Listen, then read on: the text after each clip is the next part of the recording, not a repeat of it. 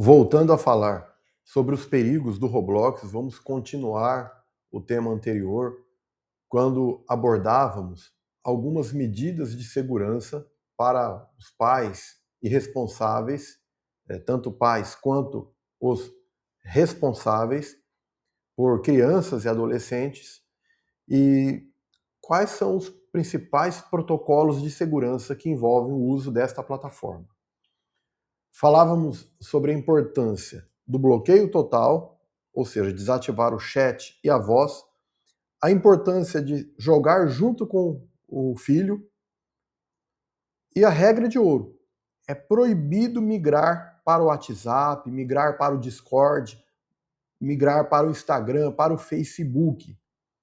Esse ponto é muito importante e isso tem que ficar muito claro para o jovem.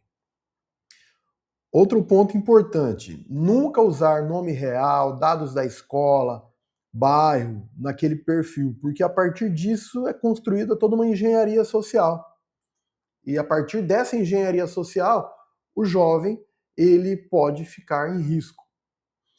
E, por fim, a questão da blindagem, ou seja, tem uma boa senha, uma senha com vários caracteres diferentes, e também configurar a autenticação em 2 etapas. É muito importante isso para impedir que alguém passe a usar aquela plataforma do seu familiar. Isso caso o pai ou o responsável pela criança insista em utilizar, em permitir que o filho faça parte desta plataforma.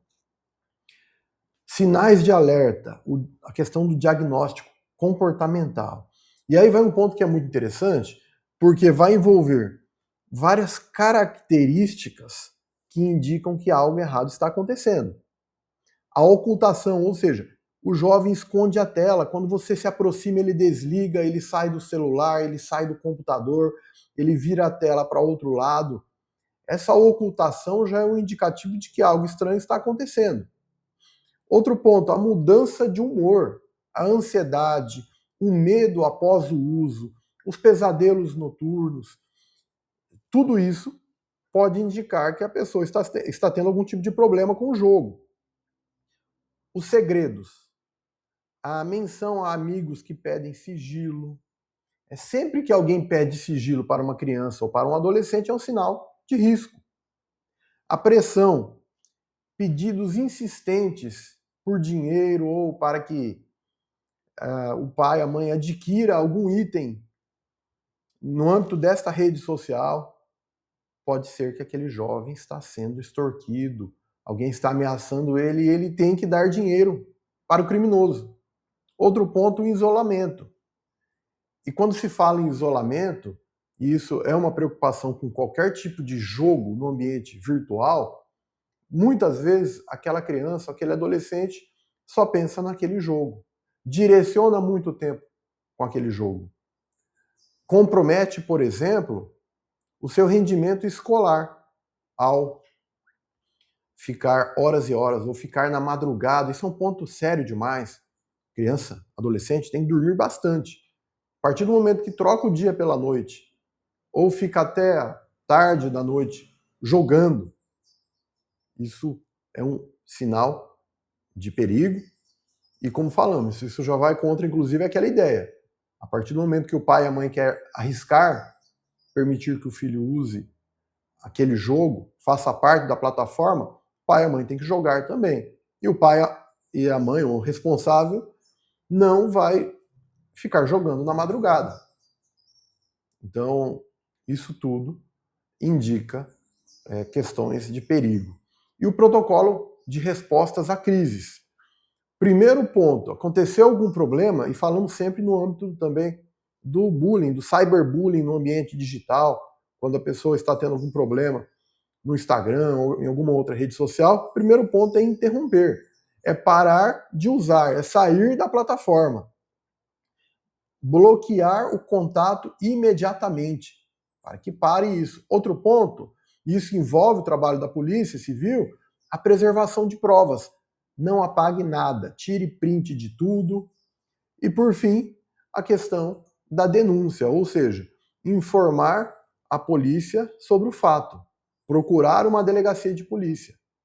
Se você tem algum problema, se você está sofrendo algum problema que envolva o Roblox, caso isso seja considerado um crime de ameaça, um crime contra a honra, uma perseguição, uma importunação que está muito exagerada, procure uma unidade policial. Esse é um ponto importante. Existe o papel da escola e também o papel da família. E já que a criança passa boa parte do tempo na escola, a escola tem que praticar a educação digital. Tem que falar sobre privacidade para os jovens, sobre o que é a manipulação psicológica, não é apenas proibir, é explicar os riscos. Também é importante a existência de canais de acolhimento. A criança precisa saber que ela pode pedir ajuda sem ela ser punida. Isso acontece dentro de casa também, que os pais têm que deixar sempre a porta aberta para que o jovem apresente um problema. Não adianta punir o jovem, porque senão ele não vai procurar o pai, ou a mãe, ou a escola. Então a família ela tem um papel muito importante, assim como a escola, oferecendo canais de acolhimento quando a criança precisa de ajuda e também praticando educação digital. Educação digital se fala na mesa. Educação digital se fala dentro de casa, na hora do café da manhã, na hora de tomar as refeições. Converse. O diálogo é sempre fundamental. E o medo de punição, muitas vezes, é a arma que o criminoso utiliza para manter o silêncio da vítima. A vítima fica com medo. Se ela procurar ajuda, aquele criminoso, ele vai... ou melhor, se ela procurar ajuda, se ela falar com os pais, por exemplo, os pais vão levar aquela criança na polícia. E aí será feita uma investigação e podem chegar até o criminoso. Então, para o criminoso, é muito importante esse silêncio. E os canais de acolhimento, eles existem justamente para isso. A família tem que sempre se colocar de forma muito compassiva, né, usando a empatia com a criança e com o adolescente e não pensando na punição, caso ele tenha um problema, porque senão ele não vai procurar a família para expor o problema que ele está passando. A responsabilidade é do adulto e nós convidamos as pessoas a refletirem sobre isso, porque realmente, quem é o responsável pela segurança do jovem? É o adulto. Quem é o responsável para que ele não fique sendo oferecido em uma determinada plataforma, em uma vitrine virtual, para criminosos, para fraudadores, para estelionatários, para predadores fazerem mal a ela? Esse papel é do adulto. A criança não sabe administrar um risco sozinha, muitas vezes nem o adolescente. O adulto precisa entrar no jogo e ter a coragem de tirar a criança do jogo. Você não acha que a segurança do seu filho vale muito mais que o entretenimento dele?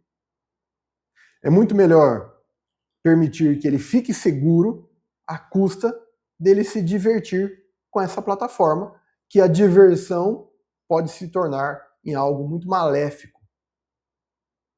Sendo assim, o bem da criança sempre em primeiro lugar. A vida do adolescente sempre prevalece sobre qualquer interesse de mera diversão virtual. Divirta-se sim, a diversão é fundamental, mas uma diversão que coloca a criança e o adolescente em risco, vale a pena? Então, essa nossa conversa, ela envolve toda a responsabilidade que o adulto tem que ter quando ele está diante da criança, quando ele está cuidando da criança, do adolescente. Temos que levar esse tipo de discussão para as casas, para as escolas, para qualquer tipo de ambiente. O jovem, ele tem que saber que ele é acolhido sempre, mas que existe o não, que existem lugares que ele está sendo oferecido para qualquer tipo de criminoso. E os pais e também os responsáveis precisam chamar para si essa responsabilidade na proteção da criança e do adolescente. Até a próxima.